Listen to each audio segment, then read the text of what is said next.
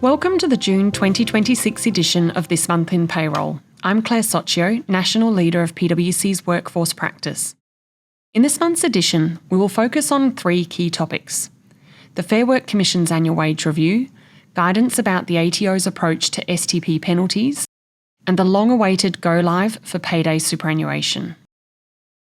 As usual at this time of year, the Fair Work Commission handed down its annual wage review decision in early June. This year's decision is more nuanced than usual, so it's worth stepping through carefully. By way of quick recap, the review has two functions. The first is to set the national minimum wage, which applies to the small number of employees not covered by a modern award or enterprise agreement. The second is to review minimum wage rates in modern awards. Those rates affect around 2.8 million, or 21% of Australian employees, who are disproportionately female, part-time, casual and concentrated in sectors including accommodation and food services, retail, healthcare and social assistance, and administrative and support services. So to the headlines of the decision. The national minimum wage is rising by 6% to $1,004.90 per week, or $26.44 per hour. And minimum wage rates in modern awards are increasing by 4.75%. These changes take effect from the first full pay period on or after the 1st of July 2026. You may remember that in last year's review, the Commission awarded a real increase, that is, an increase above inflation, to begin closing the real wage gap that had opened up since 2021. That gap had narrowed to around 0.6 of a percentage point by July 2025. Inflation has since accelerated, with the Reserve Bank of Australia now forecasting headline CPI of 4.8% for the year to June 2026. To fully close the real wage gap this year, there would have needed to be an increase of around 5.3%. The Commission concluded, somewhat regrettably in its own words, that fully closing that gap was not practicable or responsible in the current uncertain economic environment. It pointed to several restraining factors, including the Middle East conflict, softer business confidence, the lagged effects of interest rate rises, and the absence of sustained productivity growth over the past 5 years. The 4.75% outcome is therefore calibrated to ensure award-reliant employees are at least no worse off in real terms than they were in July 2025, without fully recovering the lost ground from inflation. The Commission has signalled that if inflation moderates as forecast, there may be an opportunity to close the gap entirely in the 2027 review. An important element of the decision is the structural adjustment to the lowest paid classifications in awards. As foreshadowed last year, the Commission is phasing out the C13 classification, which is the lowest rate for ongoing employment, over 3 stages and making C12 the new floor. This first stage of the phase-out lifts the lowest C13 rate and the C14 entry-level rate by a higher 6% increase, closing the real wage gap entirely for these lowest paid workers.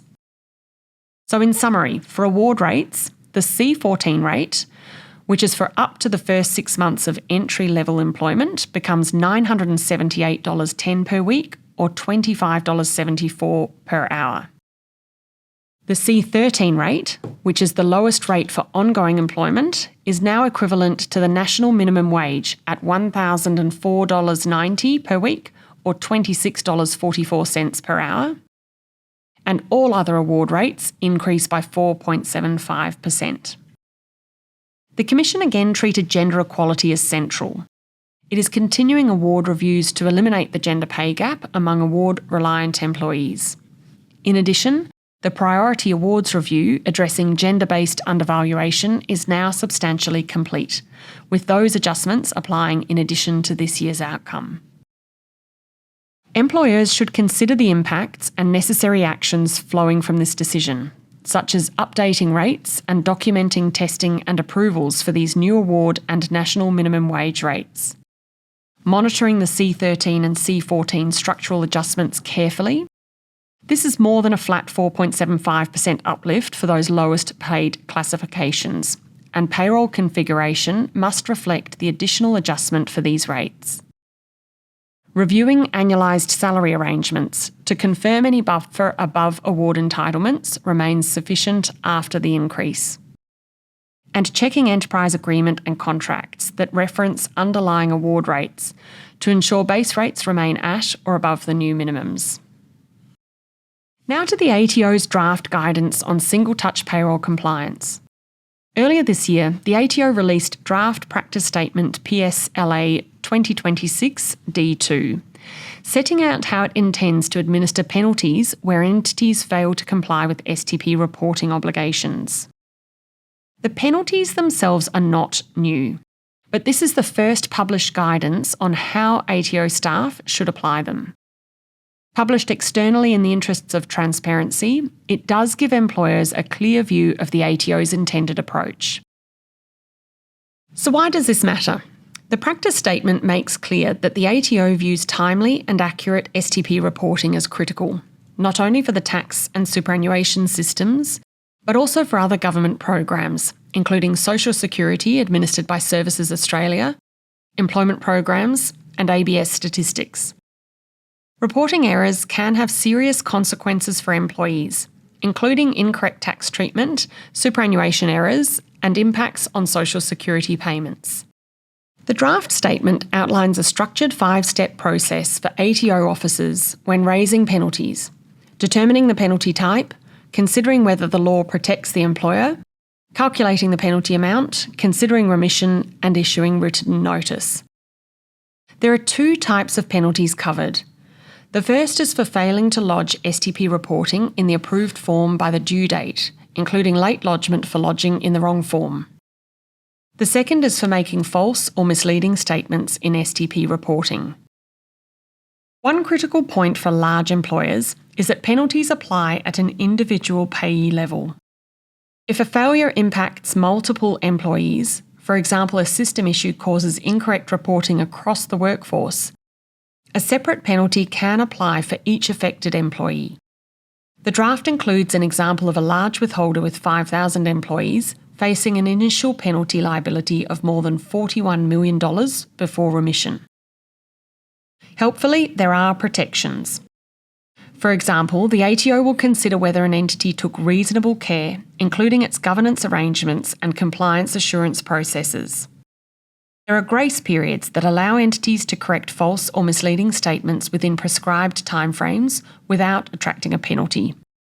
And there are also safe harbour protections, where a registered tax or BAS agent is engaged, although not for third-party payroll providers unless they are also a registered agent.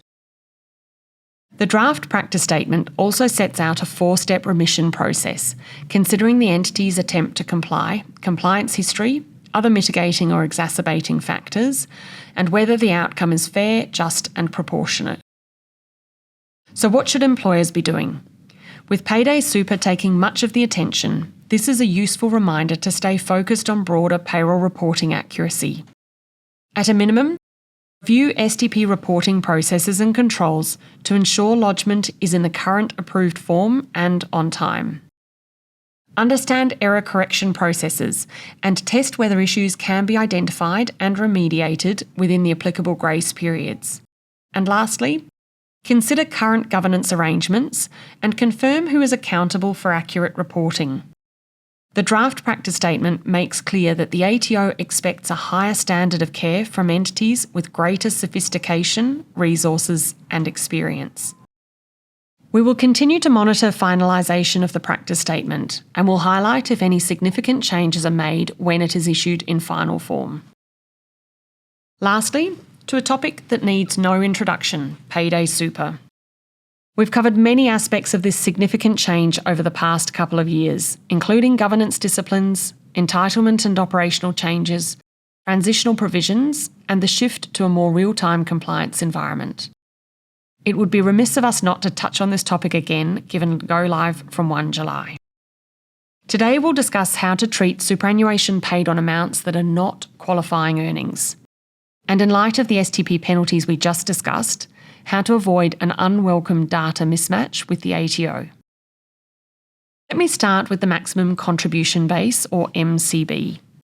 Under Payday Super, the MCB becomes an annual limit on qualifying earnings, replacing the previous quarterly cap. Where a payment causes the annual MCB to be exceeded, the excess is disregarded and treated as though it is not qualifying earnings.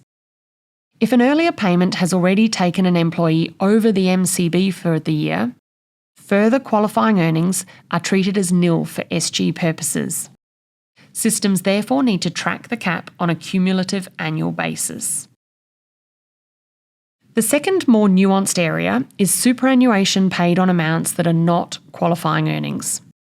Some examples might include workers' compensation for hours not worked, redundancy payments, unfair dismissal compensation, parental leave, or overtime.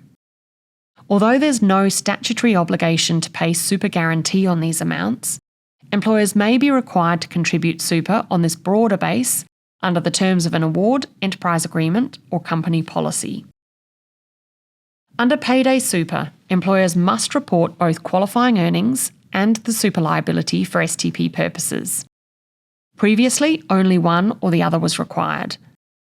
For the first time, the ATO will have clear visibility of reported contributions that exceed the qualifying earnings-based SG obligation.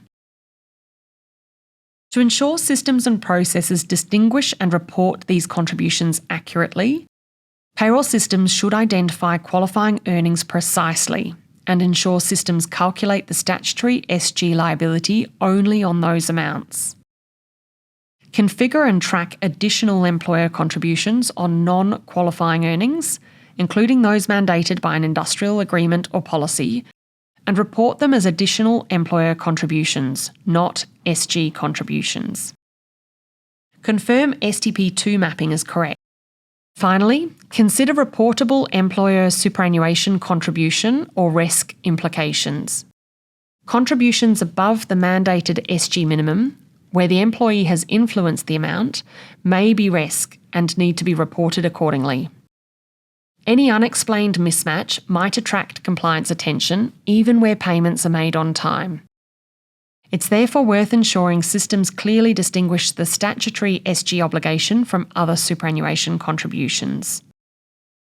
As we enter this new regime, technical readiness is only part of the challenge.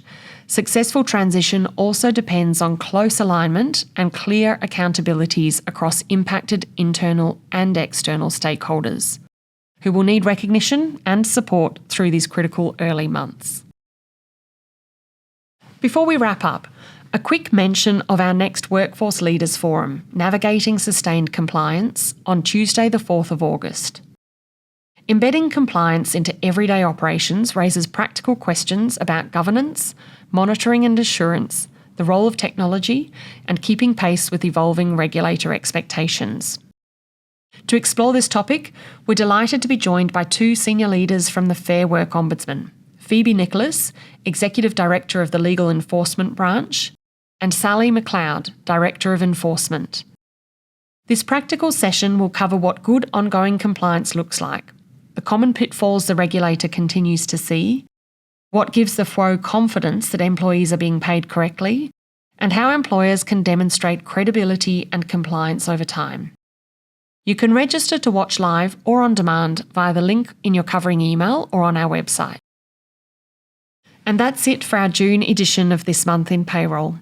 If you'd like to revisit any of our prior updates, they're available on our website at pwc.com.au/payroll. And if you have any questions or need for support, please reach out to me or your usual PwC contact. Until next time, have a great month in payroll.